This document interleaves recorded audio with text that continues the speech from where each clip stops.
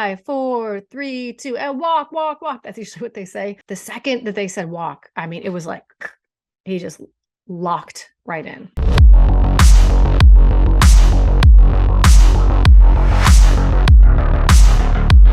What's up, guys? Laura Sanko here. And man, just a couple days ago, UFC 283 in Rio de Janeiro, Brazil. I had the chance to go down there, witness it live, and wow. What a sensational weekend.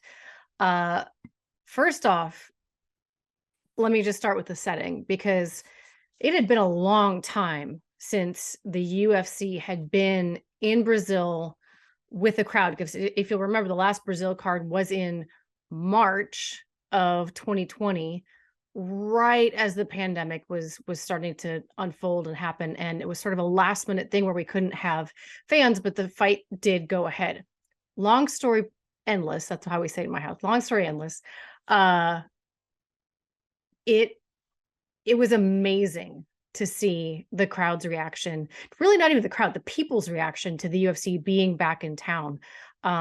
Seeing the iconic Christus statue, the Christ statue with the UFC belt. Crazy. I heard a rumor that, I don't know if it's true or not, but I heard a rumor that we may have had to like get special permission from the Pope to make that happen, which I can understand. But regardless, it looked cool. So the setting was incredible. You know, the birthplace of MMA, certainly the birthplace of what I consider to be the birthplace of the UFC because of the Gracie's involvement. Just a really cool way to feel like we're back on the road, I guess.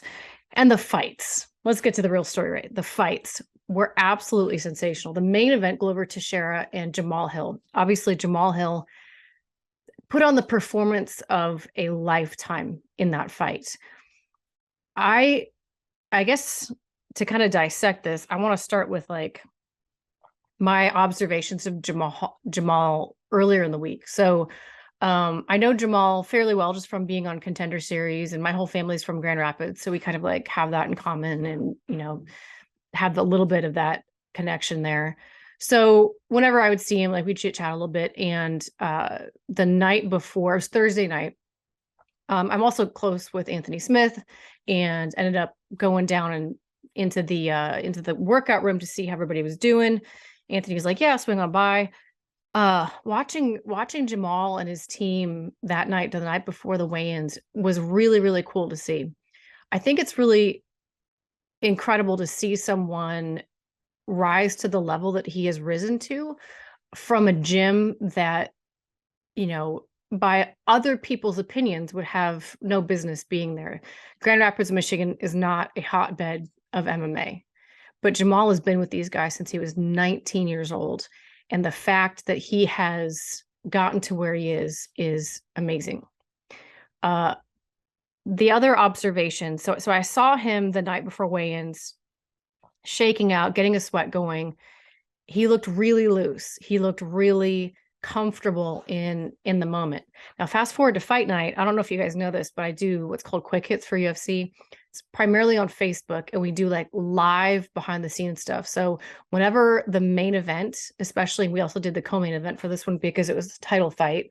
Whenever the main event is walking, you can go to Facebook and watch me like live with their walkout. And what I tried to do is catch them at least 30 seconds or so, sometimes more, of them before they start counting down. So I'm standing there in the hallway, and I've got the camera rolling and it's going live to Facebook, and I'm looking at Jamal, and I'll be honest with you, he looked nervous. He looked really nervous.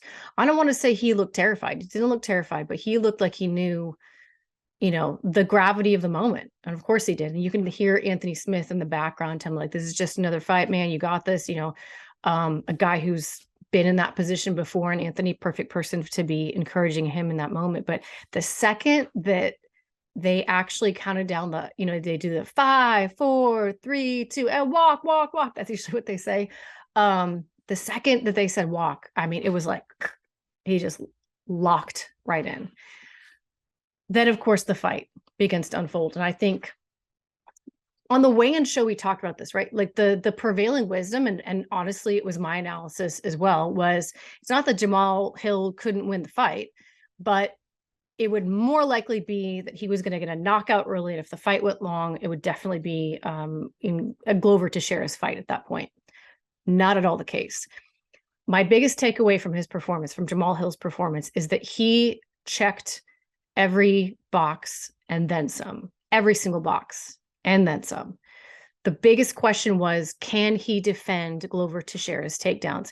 And I think we saw early on in that fight, like I think my jaw dropped a little bit, to be honest with you, because yeah, we know Jamal can strike. Yeah, we know he's got bombs for hands. His shot selection is sensational. He's his eyes, in terms of when he's in those exchanges, allow him to be precise and powerful, but you know, not necessarily known for having the most incredible takedown defense. And Glover Teixeira, on the other hand, is kind of one of those guys that, like, if he gets you up against the fence, gets his hand locks, you're going to go for a ride. Not so Jamal Hill. So I think, if I remember right, the first round, Glover didn't get him down at all. And I know for a fact in the entire fight, because I looked it up afterwards, Glover was 2 of 17 on his takedown attempts. That tells you the work that Jamal Hill had been doing. And in a short period of time, let's not forget that this was not even a full camp for Jamal Hill. Crazy to think about.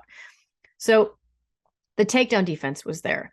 The shot selection that we know has always been there, still there, even in this big moment. The cardio, the fight IQ, the defensive grappling. Later on in the fight, I think it was round 5, when it might have even been, no, I think it was round 5. There were moments where he was in Glover Teixeira was in top half guard. No one gets out of that position when Glover Teixeira is on top of you in half guard. That's his spot.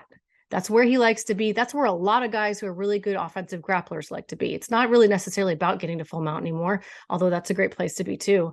But that particular position, top half guard, crazy effective for landing ground and pound. And there were a couple of times I remember Jamal on the ground, and he's defending some of Glover's ground and pound, and you'd see him reach up, and I'd be like, no, don't reach. Because the second he would do that, you see Glover start to put his head down and start to set up this arm triangle. But I was really impressed by Jamal Hill's awareness of what was coming down the pipe at him, his athleticism in getting up in non-technical ways, and then his technique in getting up from very technical positions. Because getting out of half guard, you got to know the technique. Sometimes out of bottom side, you can just athlete your way out of that. And he did that in the fight.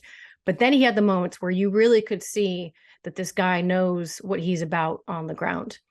His finishing instinct, and by that I mean he never got reckless the way a lot of young guys would in their first title opportunity. I mean, he was hitting Glover with shots that would have put anybody else down over and over and over again. And Glover was getting wobbled. That left high kick was money all night. And you could see Glover's knees buckling. A lot of guys, when they see that, rush in, and then they get caught in a grappling exchange, and then the momentum shifts the way of their opponent. Jamal was so composed. He never forced the finish, because I think he could tell that even late in that fight, Glover was still in it. It was absolutely incredible to see. First Contender Series champion, which obviously is a little near and dear to my heart. And I'd be lying if I told you I didn't get like a little bit emotional watching him just kind of fall to his knees and break down crying, and not even able to form words, for quite a while, to have that post-fight interview. It's really cool. And I'm really, really happy and stoked for him and his team. Now, on the flip side, you've got Glover Teixeira. And in a weird way, I'm happy for him too. I'm happy that he had a performance where he could give every single bit of himself inside the octagon. It would have been a much more fairy tale ending to his career if he could have gone out on some sort of sensational win in Brazil, in Rio de Janeiro. But if you're not going to get a win, the type of fighter that Glover is, this is a close second. Even though it was an absolute beatdown, Glover Teixeira was in that fight. and which seems crazy to say because honestly, I would have scored rounds 3 and 4 as 10-8 rounds.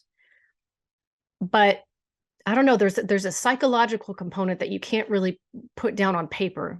You know, you can have a 10-8 round where you know the person's broken, and you can have a 10-8 round where you know the person is still very much alive. And Glover Teixeira was still very much alive. And to see him yell, "Let's go, baby," right before round 5, when a lot of us were questioning, should his team be thrown in the towel?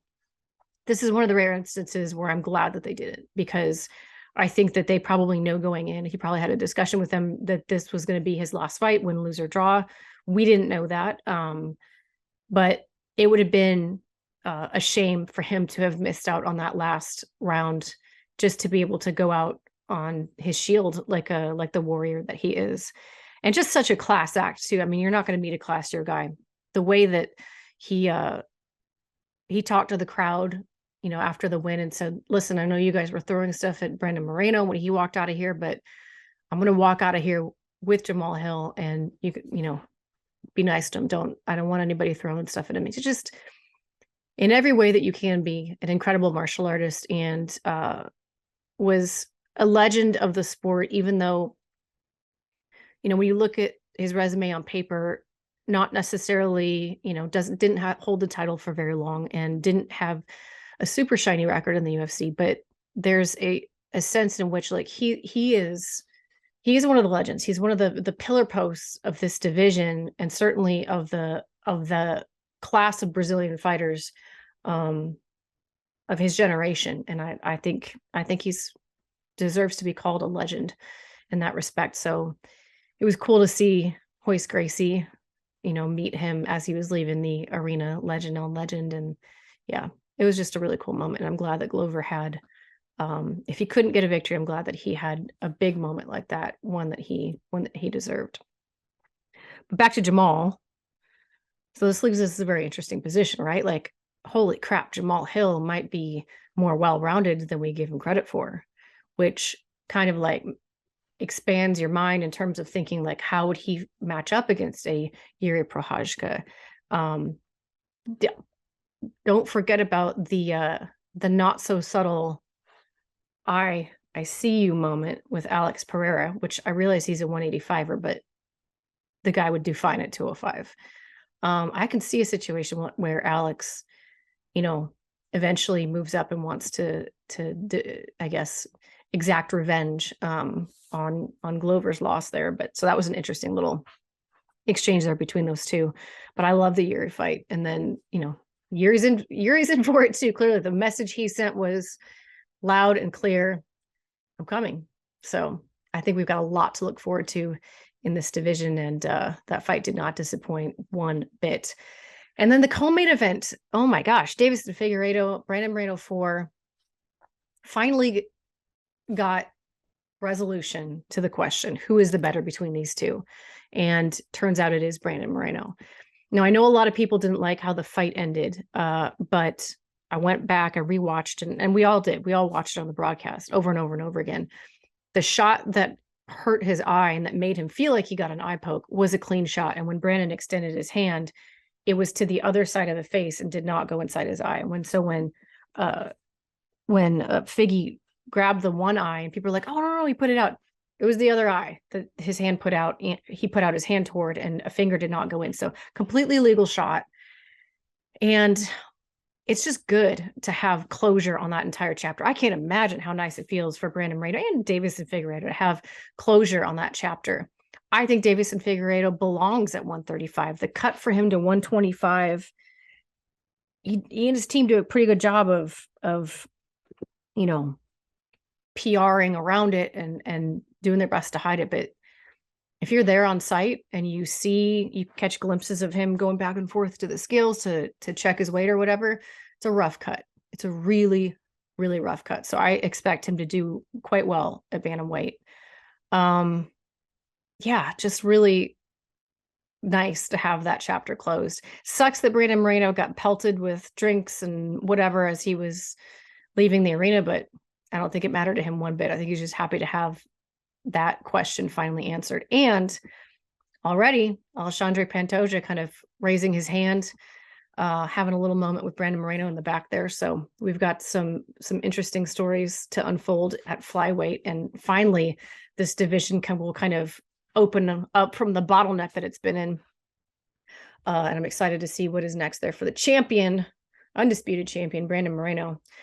Just quickly with the rest of the card, Gilbert Burns. Holy crap. Gilbert Burns put on a absolutely flawless performance against Neil Magny. He did everything that you need to do in order to beat a guy like Neil Magny, who quite often makes fights much more difficult than one would expect him to on paper. Neil Magny is no joke. But Gilbert Burns went out there and managed the fight to a T in terms of what he needed to do, got the arm triangle submission round one, and perfect call out of Colby Covington. I like that fight.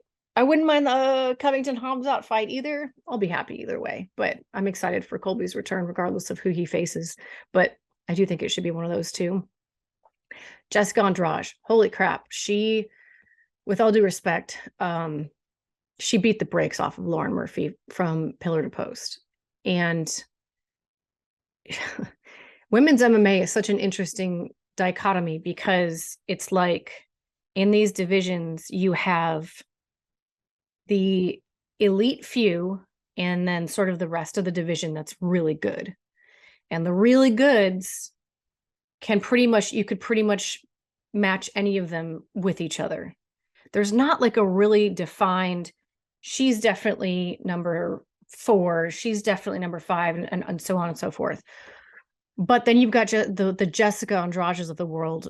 You've got the Valentina Shevchenkos of the world, of course. And not that Jessica has been as dominant as Valentina has, but you know what you're getting when you get a Jessica Andrade fight. I mean, the woman tied now for the most wins in women's UFC history with Amanda Nunes. That says something. She's fought in 3 weight classes. I mean, I don't know. I feel like she should take a fight at featherweight just to make another piece of history. I actually think she'd probably do pretty good against some of those ladies. Yeah, it was just a spectacular performance, and she has her eye on going back down to strawweight to fight Zhang Weili. So pretty cool to have an athlete that, and I don't think we give her enough credit for it. I know we talk about it, but like, it's impressive to see her be able to go back and forth between these weight classes because they all present different challenges and different looks, but then also just being able to manage your camp and manage your body and do what you need to do in order to either be nice and full at this weight class or, you know, really lean out for this weight class, whatever the case may be. She always makes it happen. And that's why she's one of the best women in all of MMA. Iho Potieria, excuse me. That was a tough one, man. We lost another legend in terms of someone who retired, and that was Shogun Rua.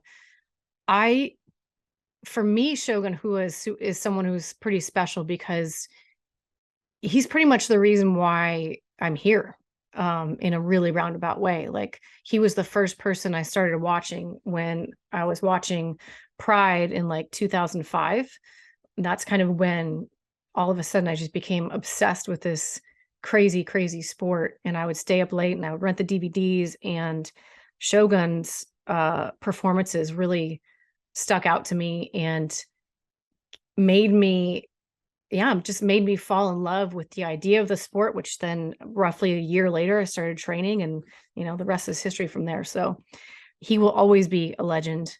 And if you don't know the peak of Shogun Rua, I suggest you take a Friday night, go find some old Pride fights. They're all on Fight Pass, and just give a little toast to Shogun Rua in his prime, because he was something special to be sure. I'm trying to think who else stuck out. Johnny Walker had a great night. The Bonfim brothers. How about the Bonfim brothers from the Contender Series?